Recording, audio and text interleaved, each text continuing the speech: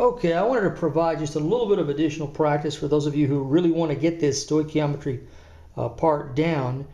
So a few more problems involving standard temperature and pressure and dealing with molarity. Let's take a look at this problem right here. Here's what it says. The question is, how many liters of hydrogen gas will be produced by 12.2 grams of zinc at STP? What do we have? Well, here's the balanced reaction. It's a 1 to 2 to 1 to 1, mole to mole to mole to mole relationship. Remember, it's not grams to grams to grams to grams, or even liters to liters to liters to liters. It's 1 to 2 to 1 to 1, mole to mole to mole to mole. Okay, we should have that by now. All right, what do we know?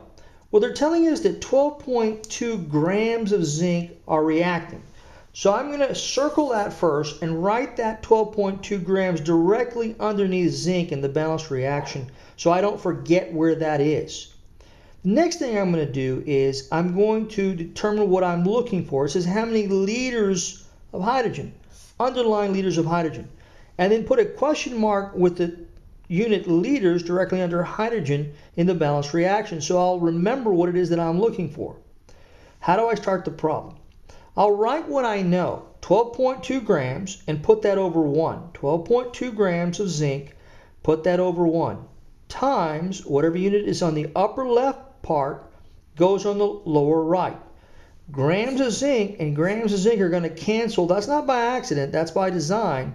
I'm going to be left with moles of zinc. Remember, because it's a mole to mole to mole to mole relationship, in order to be able to traverse from one side of the reaction to the other, I need to get my unit in moles, not anything else, moles. How do I determine the number of grams that 1 mole weighs? Well, I'll go to the periodic table. And when I look at zinc on the periodic table, I find that 65.38 grams is the mass of 1 mole of zinc. So that's the relationship right there. Now what I'm going to do is write the unit that's in the upper left in the lower right, because I'm not done yet. Obviously, I'm not looking for moles of zinc. So I'm not done. I need to do a mole to mole bridge. So there's the bridge right there. I've started out with zinc and I'm going to hydrogen. So the mole to mole bridge is from zinc to hydrogen. Whatever unit's in the upper left goes in the lower right. Whatever unit I want goes on upper left to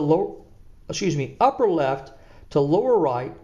On the upper right, what I want is the unit that I'm looking for. In this case, I'm not looking for moles of hydrogen gas. I'm actually looking for liters, but I can't go from moles of zinc to liters of hydrogen. So I have to go through a mole to mole bridge. Now, some of you may argue that, well, it's not really a necessary step because of the fact that it's a one-to-one relationship. It doesn't change my final answer. But I think it's important that we follow the protocol, so we do it the same way every single time, because it won't always be a one-to-one relationship. So moles of zinc and moles of zinc will cancel there, and I'm left with moles of hydrogen gas. Not quite done yet. I'm looking for liters, but then I recognize that at STP, now this is only true at standard temperature and pressure, 1 mole of any gas, hydrogen or any other gas, is going to have a volume of 22.4 liters. That allows me to get it into the unit that I'm looking for, which is liters. So moles of hydrogen gas then cancel with moles of hydrogen gas, and I'm left with liters of hydrogen gas. Am I looking for that unit? I am.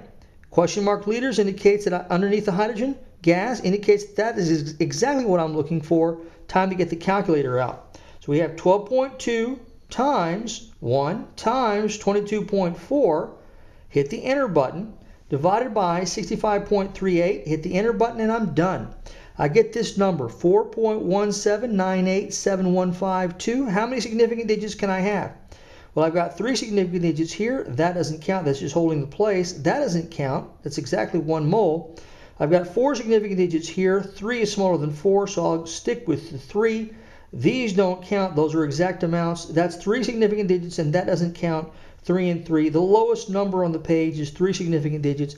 I can only have 3 significant digits. So I've got 4.1. Well, this 9 kicks this 7 up, so it becomes 4.18 to 3 significant digits. 4.18 liters of hydrogen gas, and I'm done. All right, let's take a look at another problem. Let's take a look at this problem right here. It says this. It says, what volume of 1.25 molar silver nitrate is required to react with 22.5 liters of 0.75 molar calcium chloride? It asks us to first write a balanced reaction. Well, that's a lot of information. So let's start with the balanced reaction first, and then just add information as it comes to us. We have silver nitrate plus calcium chloride yields silver chloride plus calcium nitrate. This is a double replacement reaction. Now, 2 to 1 to 2 to 1 balances the relationship, balances the reaction. If you need more work on balancing reactions, be sure and go back and look at the video podcast on balancing reactions. But here it is, 2 to 1 to 2 to 1, mole to mole to mole to mole relationship. Now let's write what we know. Well, they're telling us that we've got 22.5 liters of a 0.7 molar calcium chloride solution. We're going to want to take all that information into account here, find calcium chloride, it's right here on the balanced reaction, and put that information in. I've got 0.75 molar, remember that means moles per liter, and there's 22.5 liters of it. 22.5 liters of it. Put both of those pieces of information directly under calcium chloride. Next, what do they tell us about the silver nitrate? Well, they tell us that it is a 1.25 molar solution of silver nitrate, but they don't tell me how much. That's what they want me to figure out. So 1.25 molar silver nitrate, put that right there under the silver nitrate. It's 1.25 moles per liter, and I'm looking for the number of liters. I want to know how many liters of that 1.25 molar silver nitrate that I'm going to need. All right, where do I start? Okay, I start with what I know. I've got 22.5 liters of calcium chloride. Start there, 22.5 liters of calcium chloride over 1. Now, remember, this is a mole to mole to mole to mole relationship, not a liter to liter to liter to liter relationship. Get out of liters immediately. Get out of grams immediately. Whatever you're in, get out and get into moles as quickly as you can, using by whatever means necessary. In this case, I'm going to use my molarity. They're telling me that the calcium chloride is 0.75 molarity, and so what I'm going to do is multiply by 0.75 moles of calcium chloride per liter of calcium chloride. That's what molarity means, moles per liter. It doesn't mean millimoles per liter or moles per milliliter or anything else. Molar means moles per liter. So put that in, 0.75 moles per liter. And now I've got the unit in moles of calcium chloride. It may not be the right chemical, but at least I got it in the right unit, moles. Now what I'm going to do is a mole to mole bridge. I've got moles of calcium chloride. I need to convert that to moles of silver nitrate. Here's the mole to mole bridge right there. I'm going from calcium chloride to silver nitrate. Whatever unit's on the upper left-hand corner goes on the lower right-hand corner. Whatever unit I want goes on the, whatever unit is in the upper left-hand corner goes in the lower right, in these two units here, and whatever unit I want goes in the upper right. So moles of calcium chloride and moles of calcium chloride cancel. There are 2 moles of silver nitrate required for every 1 mole of calcium chloride. So that's why the 2 here and the 1 there. So now I'm left with moles of silver nitrate. I'm almost done.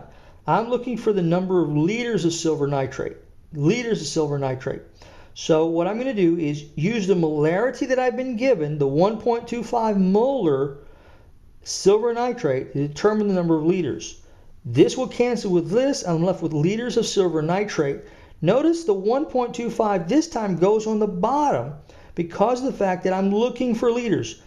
Just follow the rule that whatever unit's here goes there and you'll be fine. But it's okay to write the 1.25 moles on the bottom and the 1 liter on the top. It gives us liters as the final unit, and that's what we're looking for. So it's time to get out the calculator. 22.5 times 0.75, hit the enter button, times 2, hit the enter button. You can ignore these ones and divide that by 1.25, and that'll give you your answer. We get 27 liters of silver nitrate. 3 significant digits here, 2 significant digits here. The 0 in front doesn't count. This is going to limit me to only 2 significant digits. These don't count. These are exact. This does count, but it's 3.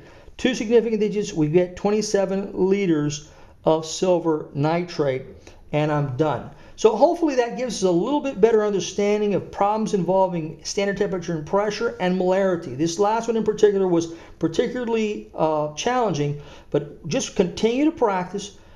Do as many problems as you possibly can, and before you know it, you're going to have this part of stoichiometry down pat.